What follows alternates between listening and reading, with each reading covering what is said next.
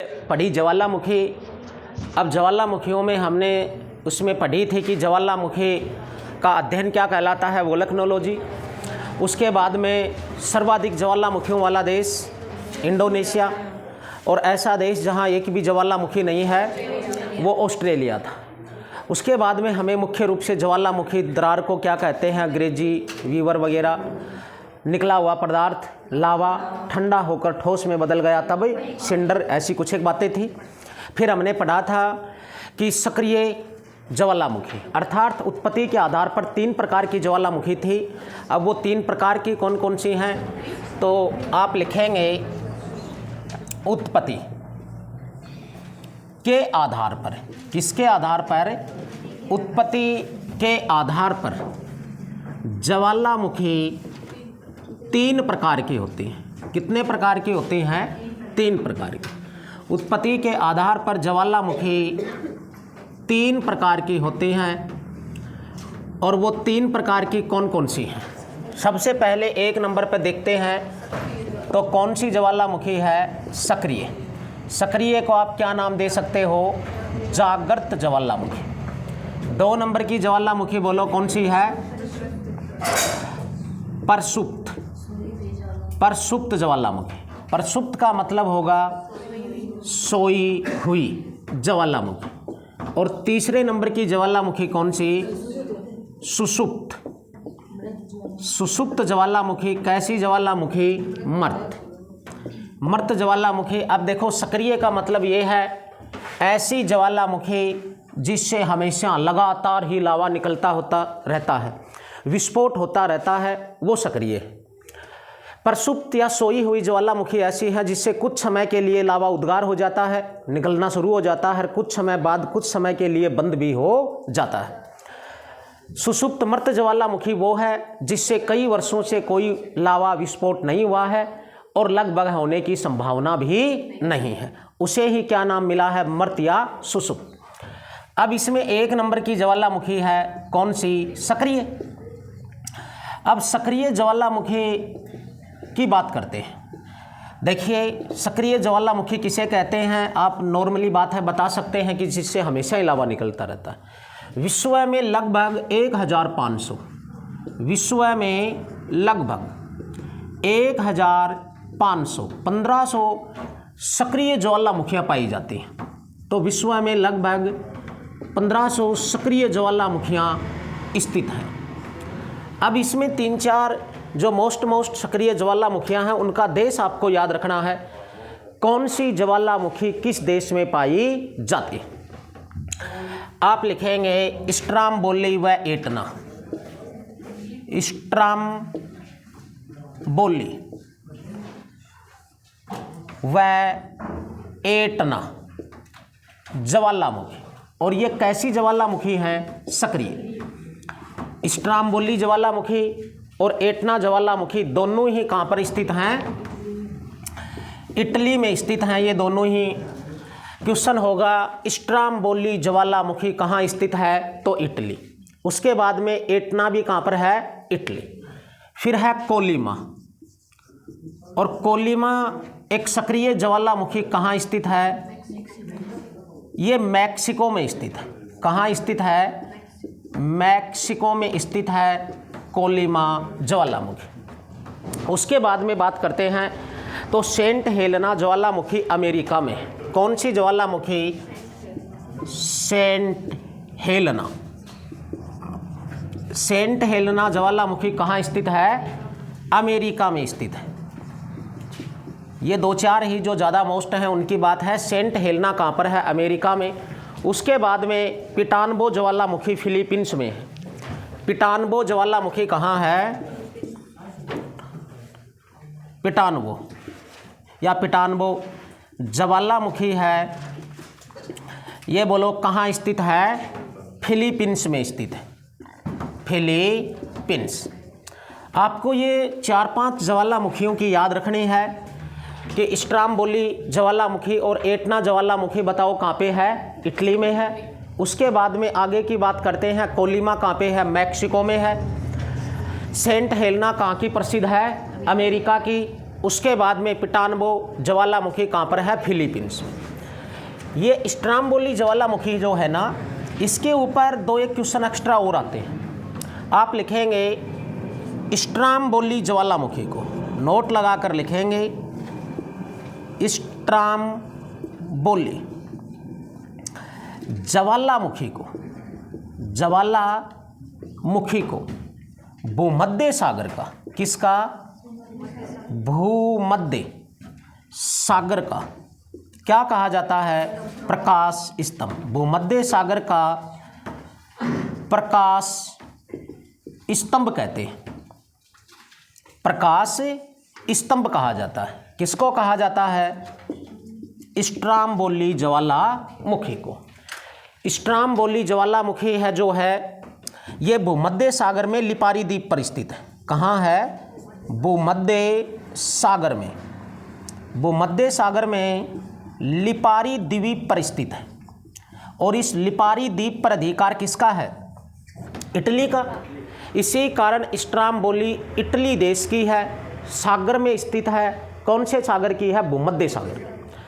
भूमध्य सागर के लिपारी द्वीप पर यह स्थित है। रात के समय इसमें जब ज्वालामुखी से लावा विस्फोट होता है, जलती हुई आग, तो भूमध्य सागर को प्रकाशित रखती है। इसी कारण भूमध्य सागर का प्रकाश स्तंभ किसे कहते हैं? स्ट्राम्बोली ज्वालामुखी को। लेकिन भूमध्य सागर का प्रवेश द्वार किसे कहते हैं? किसे कहते हैं? जिब्राल्टर जलसंधि को। जिब्राल्टर जलसंधि, जिब्राल्टर जलसंधि को क्या कहते हैं? भूमध्य सागर का प्रवेश द्वार। लेकिन भूमध्य सागर का प्रकाश स्तंभ किसे कहा जाता है? स्ट्राम्बोली को। ये भूमध्य सागर है कहाँ पर?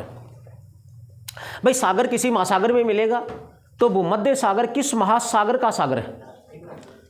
भूमध्य सागर किस महासागर का सागर है? अटलांटिक का है, ये अटलांटिक का है। अब भारत में भी एक सक्रिय ज्वालामुखी है, और वो कौन सी है? बेरिन ज्वालामुखी। बेरिन ज्वालामुखी। बेरिन ज्वालामुखी आपको कहाँ मिलेगी? अंडमान निकोबार द्वीप समूह में स्थित है भारत की एकमात्र सक्रिय ज्वालामुखी बेरिन ज्वालामुखी। अंडमान निकोबार द्वीप समूह के पूर्व में एक द्वीप स्थित है जिसका नाम बेरिन द्वीप है। और बेरिन द्वीप पर यह ज्वालामुखी होने के कारण इस ज्वालामुखी का नाम द्वीप पर बेरिन ही हो गया। एक भारत में ज्वालामुखी और भी है, नारकोडा। ये हमारी हो चुकी हैं सक्रिय ज्वालामुखी की विशेषता। अब 2 नंबर की ज्वालामुखी कौन सी है? प्रसुप्त। प्रसुप्त ज्वालामुखी की क्या विशेषता है? इसमें अचानक से लावा विस्फोट हो जाता है, फिर अचानक से विस्फोट होना बंद हो जाता है। ऐसी ज्वालामुखी है ये। ये भी विषय की 5-7 कुछ मोस्ट हैं, वो हमें लिखना है। लिखो सबसे पहले कौन सी ज्वालामुखी? प्रसुप्त।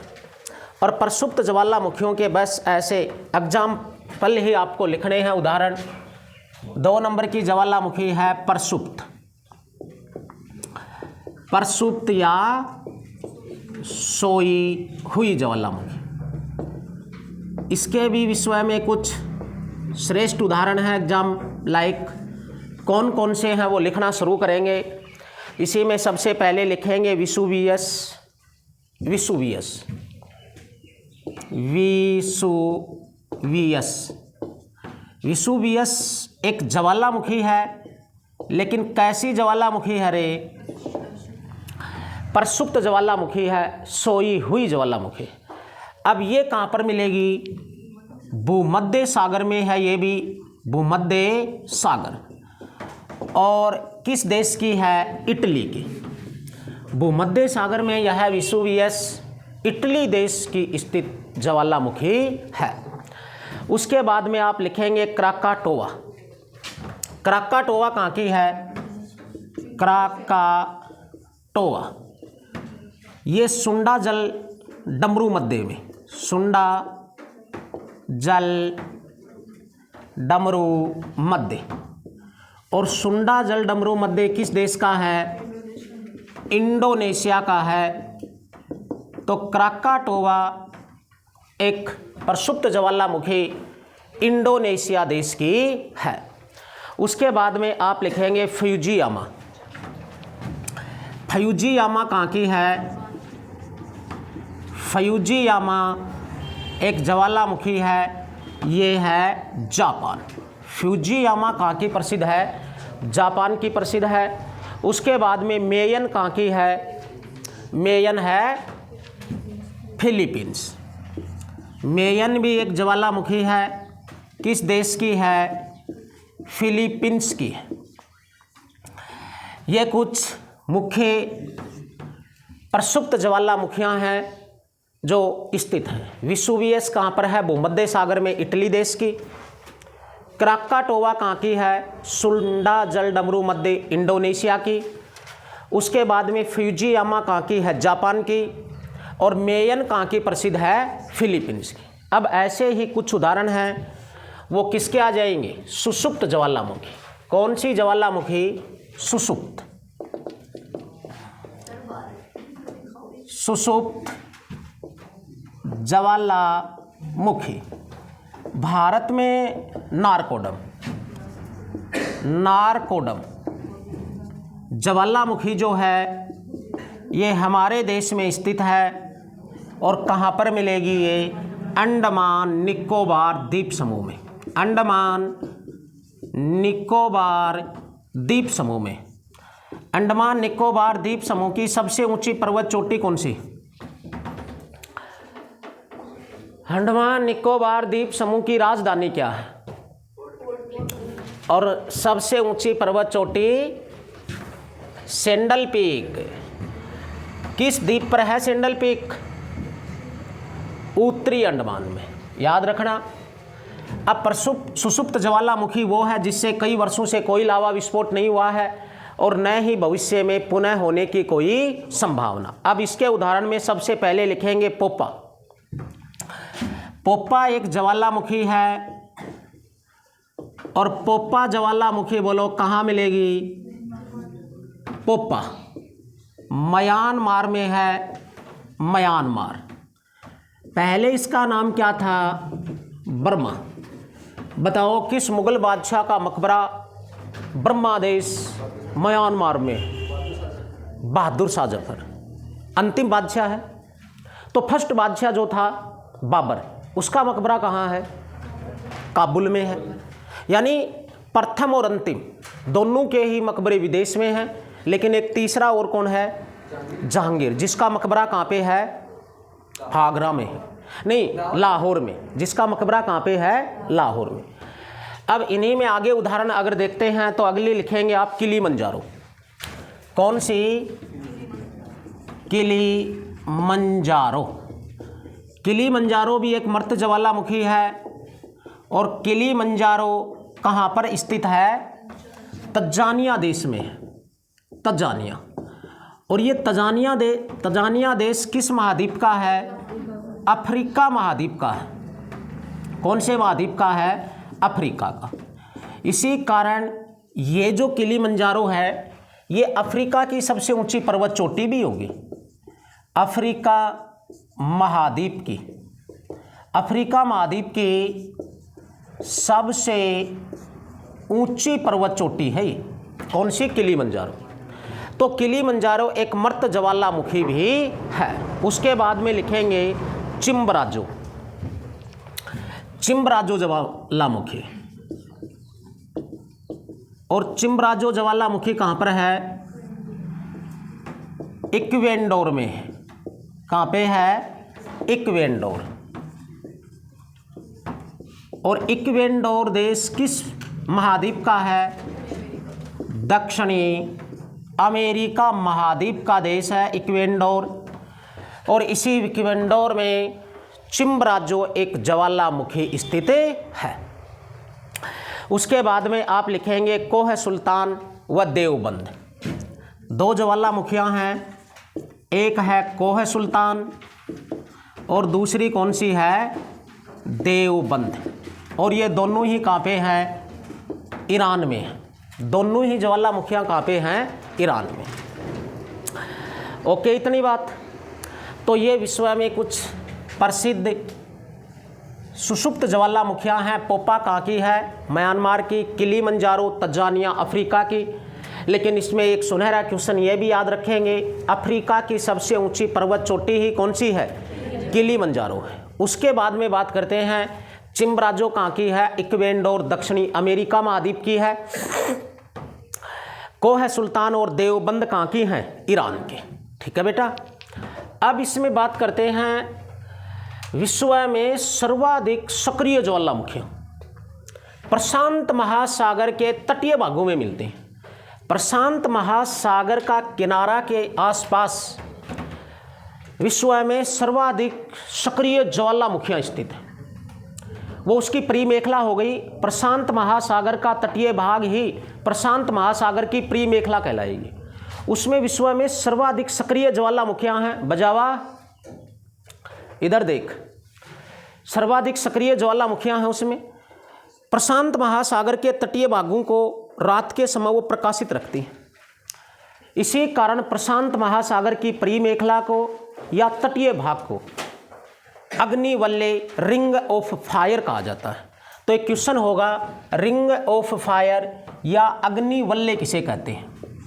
आप लिखेंगे अग्निवल्ले या फिर रिंग ऑफ फायर। अग्निवल्ले या रिंग ऑफ फायर। लिखो प्रशांत महासागर के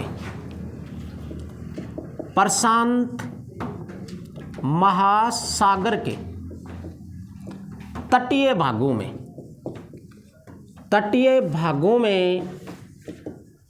विश्व में सर्वाधिक सक्रिय ज्वालामुखियाँ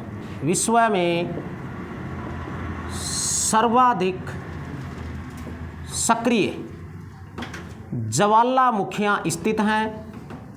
सक्रिय ज्वालामुखी स्थित हैं। इसी कारण प्रशांत महासागर की परिमेखला को अग्निवल्ले कहा जाता है। क्या कहा जाता है? अग्निवल्ले कहा जाता है। मान लो ये है प्रशांत महासागर।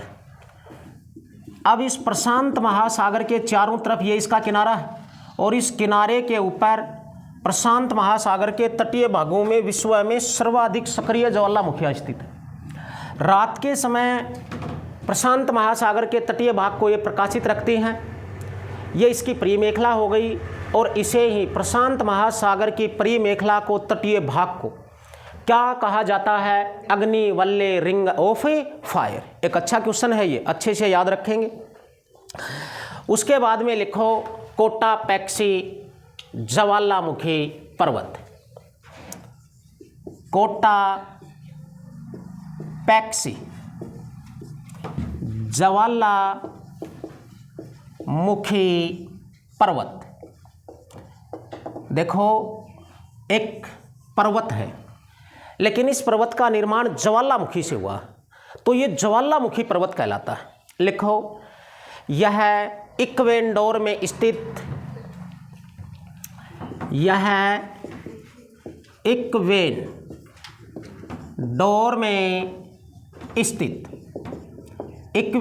में स्थित विश्व का सबसे ऊंचा ज्वालामुखी पर्वत है।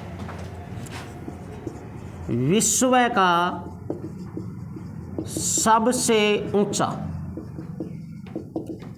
ज्वालामुखी पर्वत है। इक्वेडोर देश में है, ये आपको याद रखना है। और इक्वेडोर किस महाद्वीप का देश है? दक्षिणी अमेरिका का। और ये सबसे ऊंचा है, ऊंचाई है 5897 मीटर। ऊंचाई कितनी है? 5897 मीटर। तो बताओ हमें एक बार, विश्व का सबसे ऊंचा ज्वालामुखी पर्वत कौन सा है? वो है कोटापैक्सी ज्वालामुखी पर्वत। इक्वेडोर दक्षिणी अमेरिका महाद्वीप में स्थित है, जिसकी ऊंचाई लगभग 5897 मीटर है। उसके बाद में आप लिखेंगे ओजस डेल सलाडो। क्या है? Ojos del Salado. Ojos del Salado सक्रिय ज्वालामुखी। ओजस डेल सलाडो है, ये एक सक्रिय ज्वालामुखी और विश्व की सबसे ऊंची सक्रिय ज्वालामुखी है। लिखोगे यह अर्जेंटीना, यह अर्जेंटीना व चिली देशों की सीमा पर स्थित, देशों की सीमा पर स्थित, सीमा पर स्थित विश्व की सबसे ऊंची, विश्व की सबसे ऊंची सक्रिय ज्वालामुखी है। सक्रिय ज्वालामुखी। बताओ विश्व की सबसे ऊंची सक्रिय ज्वालामुखी कौन सी है? Ojos del Salado. दो देशों के बॉर्डर पर है, अर्जेंटीना व चिली देशों की सीमा पर स्थित है। इसकी ऊंचाई 6885 मीटर है। 6885 मीटर ऊंचाई कितना होगी? 6885 मीटर। विश्व की सबसे ऊंची है। विश्व का मतलब है पृथ्वी ग्रह की सबसे ऊंची। लेकिन अगर सौरमंडल की सबसे ऊंची ज्वालामुखी पूछ ली जाए तो मंगल ग्रह पर है। कौन सी है? अरे मंगल ग्रह पर स्थित सौरमंडल की, सौरमंडल में पृथ्वी सहित 8 ग्रह आ जाते हैं, तो ये तो पृथ्वी की, विश्व की सबसे बड़ी है। लेकिन सौरमंडल की सबसे ऊंची ज्वालामुखी पूछ ली जाए तो वो कौन सी है? Olympus Messi. Olympus Messi, Olympus Messi एक ज्वालामुखी है। और ओलिपस मेसी ज्वालामुखी किस ग्रह पर है? मंगल ग्रह पर है, मार्स पर। और ये सौरमंडल की सबसे ऊंची है। किसकी सबसे ऊंची है? सौरमंडल की सबसे ऊंची ज्वालामुखी है ओलिपस मेसी, जिसकी ऊंचाई 25,000 मीटर अर्थात 25 किलोमीटर है। ओजस डेल सलाडो से बहुत ऊंची है, सौरमंडल की सबसे ऊंची ज्वालामुखी। तो ये बात याद रखना। अग्निवलय या रिंग ऑफ फायर क्या है? प्रशांत महासागर का किनारा ही क्या कहलाता है? अग्निवलय। कोटापैक्सी ज्वालामुखी पर्वत है, न कि ज्वालामुखी। अगर आपसे पूछे कि विश्व का सबसे ऊंचा ज्वालामुखी पर्वत कौन सा है, तब कोटापैक्सी होगा। लेकिन विश्व की सबसे ऊंची सक्रिय ज्वालामुखी हो तो क्या है? Ojos del Salado. कहाँ पर स्थित है? अर्जेंटीना व चिली।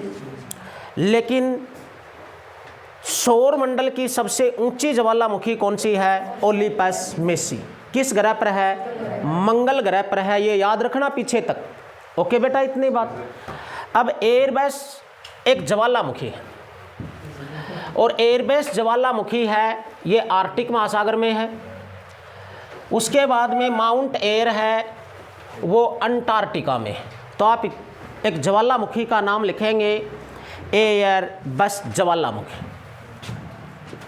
एयरबस ज्वालामुखी।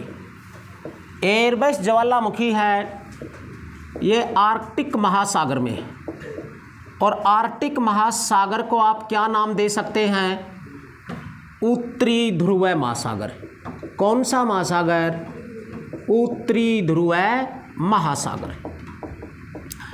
तो उत्तरी ध्रुव महासागर में एयरबस नामक एक ज्वालामुखी है। चलो एक प्यारा सा क्वेश्चन बताओ, आर्कटिक में स्थित भारत का स्थायी अनुसंधान केंद्र कौन सा है? नहीं, हाँ नहीं, मैं आर्कटिक उत्तरी ध्रुव महासागर की बात कर रहा हूँ।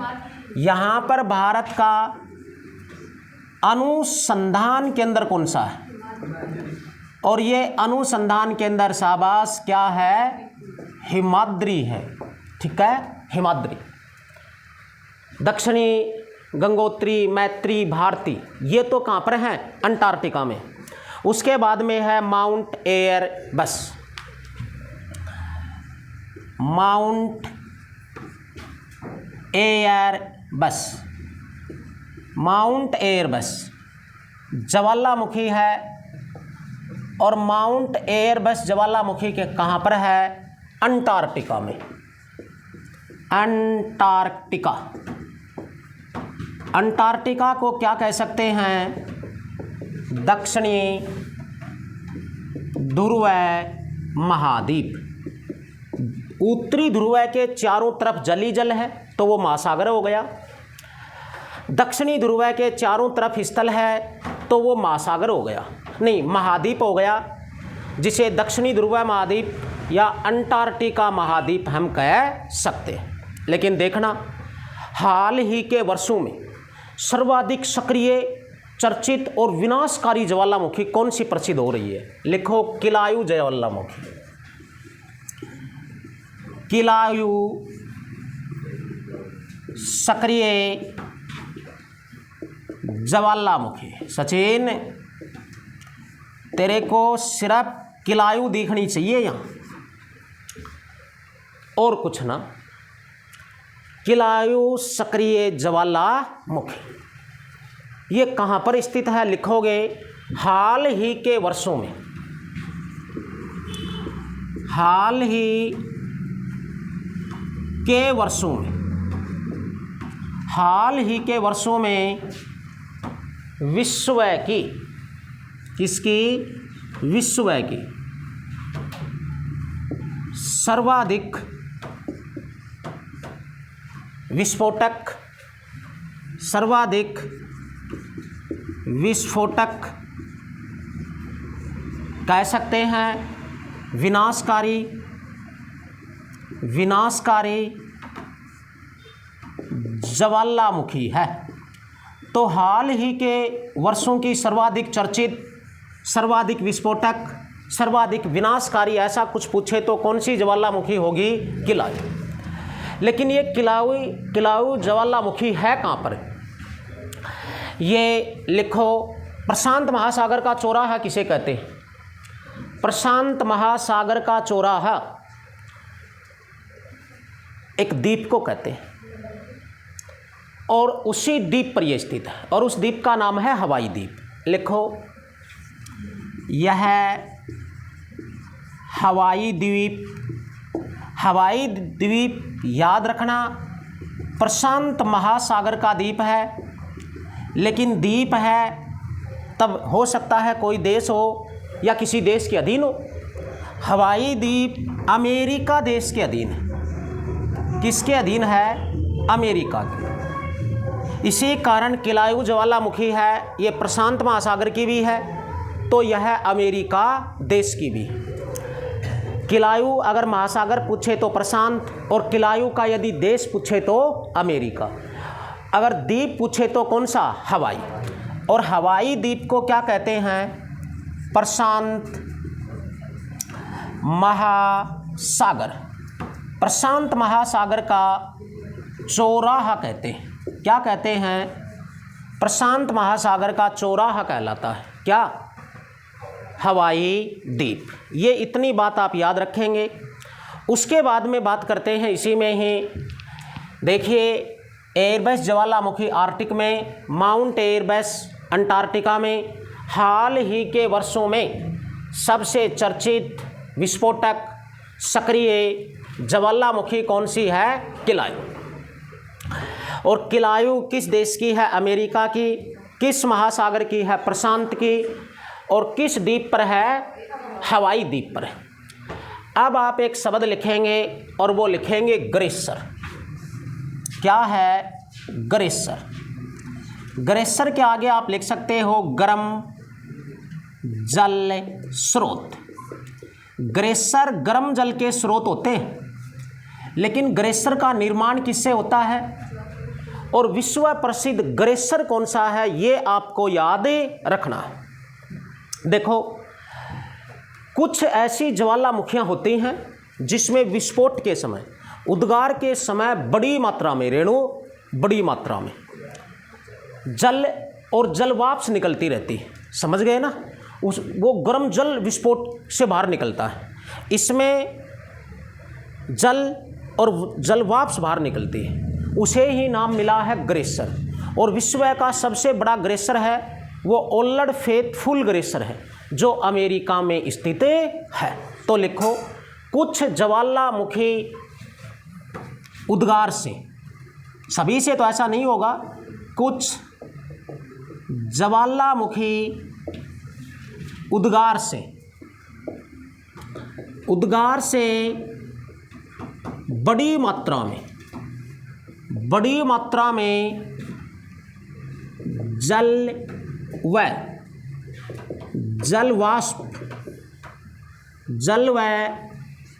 जलवाष्प निकलते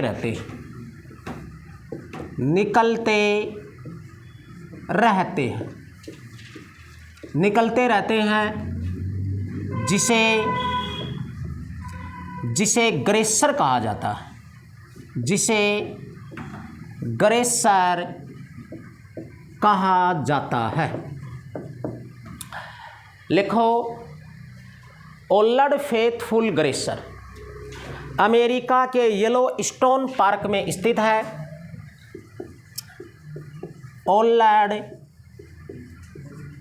faithful glacier, old faithful glacier America के येलोस्टोन पार्क में स्थित, अमेरिका के येलोस्टोन पार्क, कौन से पार्क? येलोस्टोन पार्क में स्थित विश्व प्रसिद्ध ग्लेशियर है, विश्व प्रसिद्ध ग्लेशियर है। तो विश्व का सबसे प्रसिद्ध ग्लेशियर कौन सा है? ओल्ड फेथफुल ग्लेशियर है। ओल्ड फेथफुल ग्लेशियर बोलो कहाँ पे है? अमेरिका के येलोस्टोन पार्क में स्थित है। उसके बाद में आप लिखेंगे धुआरे। धुआरे भी ज्वालामुखी क्रिया से निर्मित है। क्या है? धुआरे। धुआरे। अब देखो, कुछ ज्वालामुखी क्षेत्रों से, उद्गार से बड़ी मात्रा में गैस और वाष्प निकलती रहती है, उसे ही क्या नाम मिला है? धुआरे नाम मिला। लिखो, कुछ ज्वालामुखी क्षेत्रों से, कुछ ज्वालामुखी क्षेत्रों से बड़ी मात्रा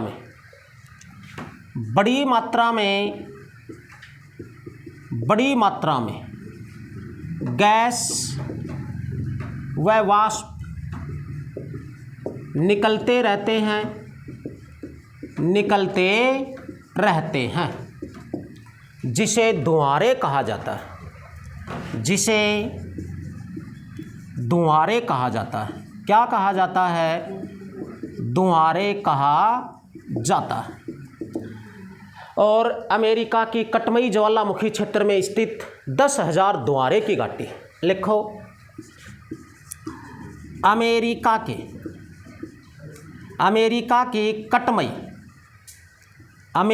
की कटमई ज्वालामुखी क्षेत्र में, तो कटमई ज्वालामुखी कहाँ मिलेंगे यार? अमेरिका की कटमई ज्वालामुखी क्षेत्र में 10,000 धुआरे की घाटी स्थित है। 10,000 धुआरे की घाटी स्थित है। क्वेश्चन ये होगा, 10,000 धुआरे की घाटी कहाँ स्थित है? तो 10,000 द्वारे की घाटी है, अमेरिका में स्थित है। कौन से ज्वालामुखी क्षेत्र में है? कटमई ज्वालामुखी क्षेत्र में है। ओके, इतनी बात। द्वारे है क्या? कुछ ज्वालामुखी उद्गार से बड़ी मात्रा में क्या निकलता रहेगा? गैस और वाष्प। और गैस और वाष्प जो बड़ी मात्रा में निकलती है उसे ही नाम मिला है द्वारे। लेकिन विश्व प्रसिद्ध द्वारा 10,000 द्वारे की घाटी है जो अमेरिका की कटमई ज्वालामुखी क्षेत्र में स्थित है। ये ज्वालामुखियों की मूल बातें आपकी हुई। ठीक है बेटा, कर दे। यह हमने ज्वालामुखियाँ मुख्य रूप से पढ़ी। अब 2 मिनट आप थोड़ा सा रेस्ट कर लो।